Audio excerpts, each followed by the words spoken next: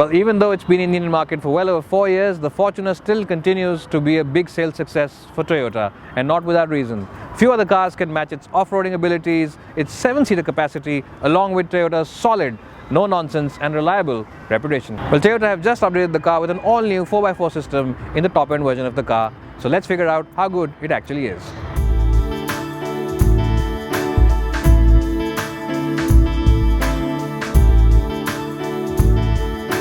Well, let's talk about the practicality, and let's start with the boot of the car. As you can see, it's a pretty spacious boot, even considering that all 3 rows of seats are up, and there's no loading lip, which is a good thing. The sill is a little high because it is a tall car, and that can be a bit of an issue.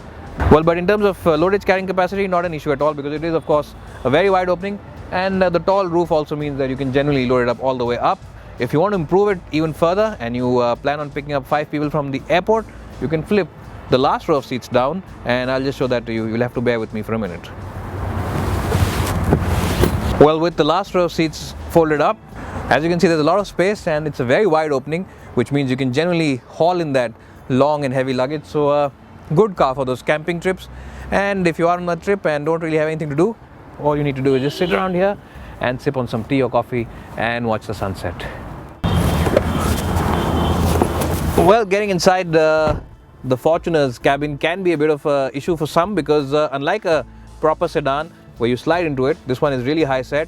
Well, this car of course comes with an all black cabin, and they don't have any beige in the top end 4x4 automatic, and this car really does stand out from the regular version of the Fortuner in that sense.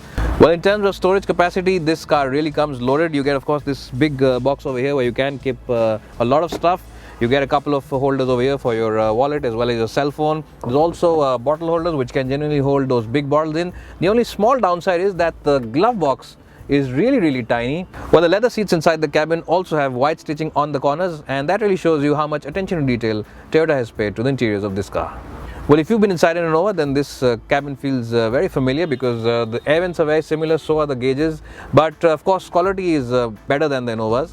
Well, in terms of equipment, the Fortuner gets navigation, which is also voice enabled, automatic climate control, rear air conditioning, traction control, along with cruise control, and automatic headlamps, which also get a wash function.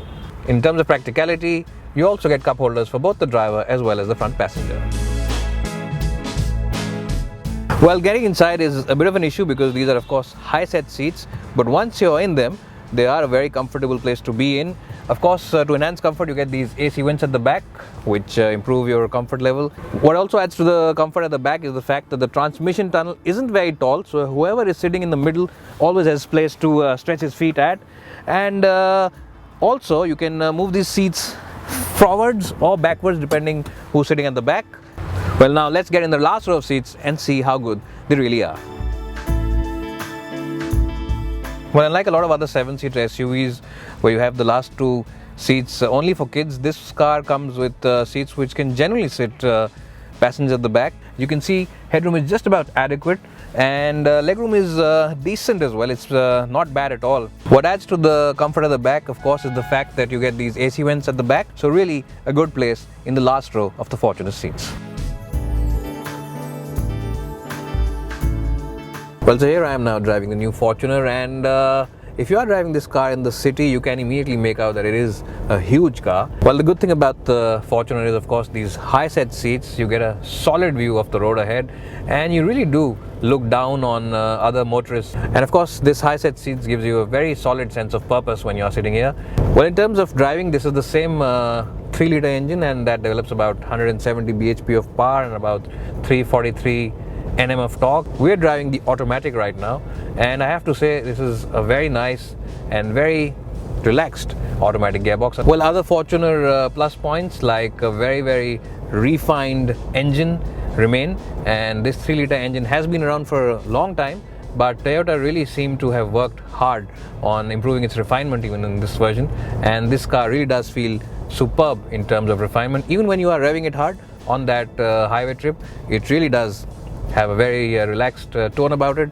Well, the Fortuner suspension does a superb job of keeping those road imperfections out of the cabin, and this cabin feels very well insulated from most of the bad surfaces out there. Well, this is in the car you will be pushing hard into the hills, and even then Handling is a bit lumpy and the steering feels a bit woolly, especially around the dead center position. Well, this car of course comes with a 5-speed automatic gearbox, and it really does help in terms of the ease of driving this car.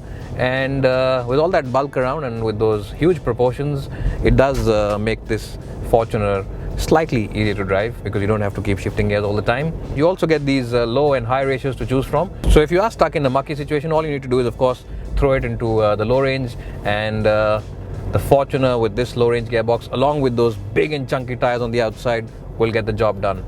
And on the plus side, Toyota claims a fuel efficiency figure of 12.55, and going by our experiences with other Toyota cars, that's a figure which seems pretty close to achievable.